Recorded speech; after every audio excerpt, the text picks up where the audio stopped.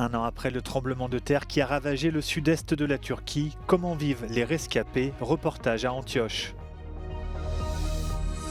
En Ukraine, la guerre terrestre est une impasse pour les deux armées. Tel est le constat dressé par Volodymyr Zelensky qui envisage le remplacement de son chef d'état-major. Vive tension à Dakar après l'annonce du report de l'élection présidentielle. Le réseau mobile d'accès à Internet est coupé.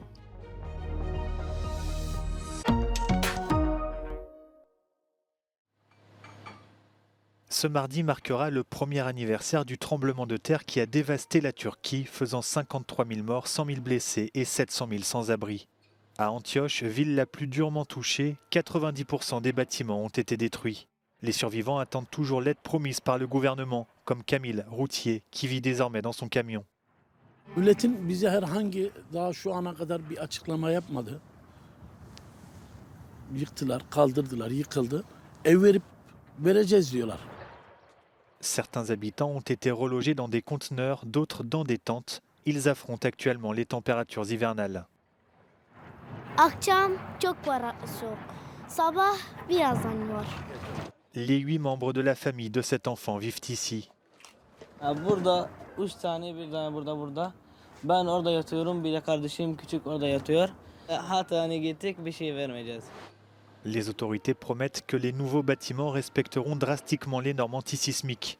Aucun immeuble construit dans le centre-ville ne pourra désormais dépasser les 4 étages. L'armée russe concentre ses coups de boutoir sur Avdiivka. Dimanche, les forces de Moscou ont tenté à 31 reprises de percer les défenses ukrainiennes, fait savoir l'état-major à Kiev. La veille au soir, un bombardement sur la ville occupée de Lysychansk a tué 28 civils selon les autorités installées par la Russie. Alors que sur les 1500 km de front, les positions restent en grande partie figées, Volodymyr Zelensky reconnaît dimanche que la guerre terrestre entre les deux belligérants se trouve de fait dans une impasse. Un homme pourrait en faire les frais, le chef des armées Valery Zaloujny. Alors que les tensions montent depuis des mois entre les deux hommes, le président a pour la toute première fois reconnu qu'il envisage son remplacement. Parmi les points de discorde, le refus présidentiel en fin d'année dernière d'élargir l'ordre de mobilisation à 500 000 personnes de plus.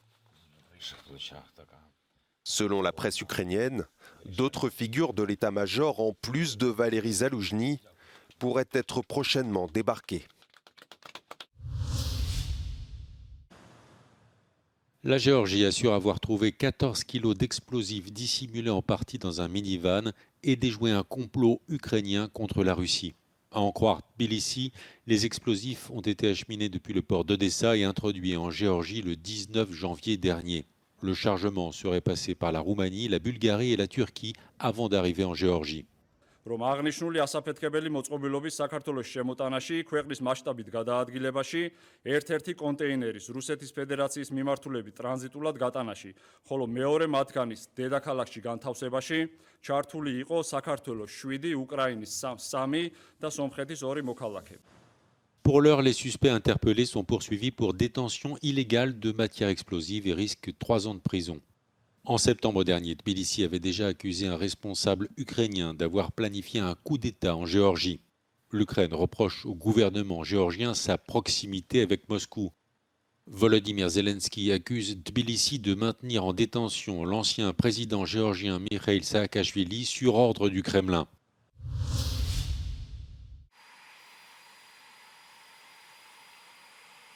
Les milices proches de l'Iran subiront de nouvelles frappes américaines en cas d'attaque, prévient Washington.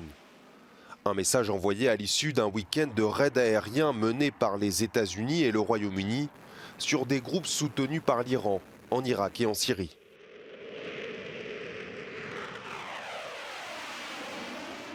This wasn't just a message-sending routine tonight. This was about degrading capability, taking away, in a more robust way than we have in the past, taking away capabilities by the militant groups. These responses began tonight. They're not going to end tonight. Conséquence directe à Bagdad, où les funérailles des victimes de ces frappes ont eu lieu dimanche. Une trentaine de cibles ont été visées, notamment dans la province irakienne d'Anbar, à la frontière avec la Syrie. Les frappes américaines ont abattu plusieurs membres de la résistance islamique en Irak, une coalition de milices pro-Iran. Le nombre de victimes reste inconnu. En parallèle, des positions houthis ont également été touchées samedi au Yémen et plusieurs missiles de la milice abattus dimanche en mer Rouge. De quoi mettre les États-Unis face à un dilemme, conjuguer pression militaire et des escalades. Dimanche, Washington affirmait encore ne pas vouloir de campagne militaire ouverte dans la région. L'afflux de blessés à l'hôpital de Deir el-Bala. Les bombardements israéliens redoublent d'intensité dans la bande de Gaza ce dimanche matin. Bilan des frappes des dernières heures sur la ville, au moins 15 morts et des dizaines de blessés. Et les craintes d'une prochaine offensive israélienne sur Rafah à la frontière avec l'Égypte s'amplifient. Ce week-end, un bombardement a été signalé dans la ville où 1 million de Palestiniens s'entassent dans des conditions catastrophiques. Sur le front diplomatique, le secrétaire d'État américain Anthony Blinken entame une tournée qui doit le conduire ce lundi en Arabie Saoudite, puis au Qatar, en Égypte, en Israël et enfin en Cisjordanie occupée. Objectif, négocier une trêve entre Israël et le Hamas. Même but pour son homologue français, lui aussi en tournée régionale. Nous œuvrons en faveur d'un cessez-le-feu, mais nous devons également préparer le retour de l'autorité palestinienne à Gaza avec une gouvernance renouvelée. Sa légitimité dépendra aussi du respect effectif des prérogatives, notamment par les Israéliens. Elle dépendra enfin de sa capacité à obtenir des résultats tangibles pour la sécurité et le quotidien des Palestiniens et pour la reconnaissance de leurs droits politiques. Sur place, les humanitaires alertent sans relâche sur la catastrophe en cours. Les Nations Unies et le Comité international de la Croix-Rouge estiment que la quasi-totalité des Gazaouis est menacée de famine. La capitale du Sénégal secouée par de vives tensions. Des groupes d'opposants font face aux forces de l'ordre, notamment à l'extérieur de l'Assemblée, où les gendarmes font usage de grenades lacrymogènes pour disperser la foule. Les autorités ont coupé le réseau mobile d'accès à Internet au motif de limiter les messages haineux et subversifs. Les manifestants accusent le président Macky Sall d'être un dictateur. La décision de Macky Sall de reporter l'élection présidentielle du 25 février a fait basculer le Sénégal vers l'inconnu. La CEDEAO, l'Union africaine, les États-Unis et l'Union européenne ont exprimé leur inquiétude. L'opposition sénégalaise dénonce une dérive autoritaire et une manœuvre de Macky Sall pour éviter une défaite électorale et maintenir son camp au pouvoir. Le président en exercice avait indiqué son intention de ne pas se représenter et met en avant un conflit entre le Conseil constitutionnel et l'Assemblée pour justifier le report du scrutin. Rishi Sunak parle d'un jour historique. La rencontre a lieu à Belfast en présence des premiers ministres britanniques et irlandais, Rishi Sunak et Leo Varadkar. À leur côté, la première ministre nord-irlandaise Michelle O'Neill et sa vice-première ministre Emma Little-Pengelly. Michelle O'Neill est républicaine et favorable à la réunification de l'île. Emma Little-Pengelly est unioniste et défend l'appartenance de l'Irlande du Nord au Royaume-Uni. En Irlande du Nord, le pouvoir est partagé entre les deux camps et les institutions étaient bloquées depuis 2 ans. Les unionistes boycottaient le gouvernement en raison des règles du Brexit qui, selon eux, menaçaient la place de l'Irlande du Nord au sein de la couronne britannique. Un accord avec Londres a été trouvé la semaine dernière.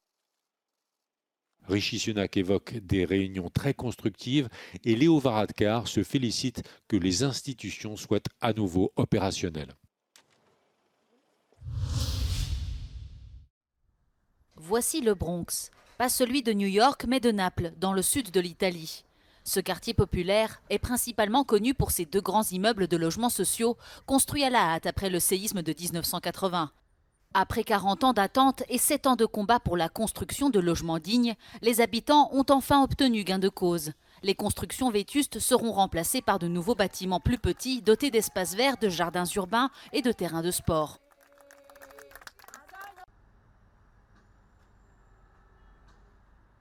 Abbiamo iniziato a porre, un problema vero, concreto alle istituzioni di dire a San Giovanni a Teduccio ci sono 360 nuclei familiari che hanno diritto ad avere una casa però dignitosa.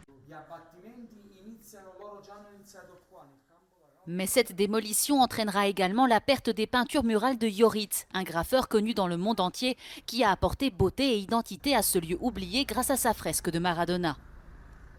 Io sono sorpreso dall'incredibile affetto che le persone mi hanno dimostrato e hanno dimostrato soprattutto non nei miei confronti ma nei confronti dell'opera, soprattutto di Diego. Sono stato sommerso da messaggi, chiamate, non posso camminare, che qualcuno mi dice di fare qualcosa per salvare Diego. Noi faremo in modo che la demolizione di questa parete venga fatta in modo controllato, in modo da poter recuperare tutte le parti che possono essere ricomposte in un luogo prossimo naturalmente a questo quartiere. Selon la mairie et l'artiste, offrir un logement digne est compatible avec la préservation de l'art. Io credo fortemente nel valore della cultura, dell'arte, dell'aggregazione, del sociale, quello che poi ci rende davvero umani. Quindi adesso che abbiamo vinto questa battaglia per le case, bisogna fare una battaglia per dire che dopo le case, dopo il lavoro, dopo il cibo, noi siamo esseri umani, abbiamo bisogno anche di arte, di cultura. Questi due palazzi alle mie spalle, simbolo del degrado del quartiere San Giovanni a Teduccio, alla periferia est di Napoli, verranno abbattuti per fare posto a costruzioni dignitose, adatte alla dignità delle persone che adesso ci vivono e che da anni combattono per dare bellezza al loro quartiere. Luca Palamara per Euronews, Napoli.